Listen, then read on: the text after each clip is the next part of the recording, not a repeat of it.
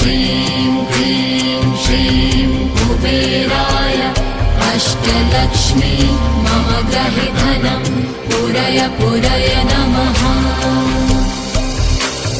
ॐ ह्रीं श्रीं क्लीं श्रीं कुबेराय अष्टलक्ष्मी मम गृहे धनं पूरय पूरय नमः।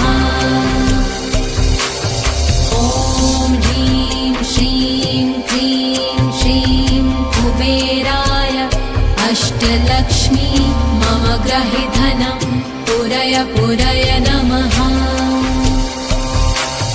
ॐ ह्रीं श्रीं क्लीं श्रीं कुबेराय अष्टलक्ष्मी मम गृहे धनं पूरय पूरय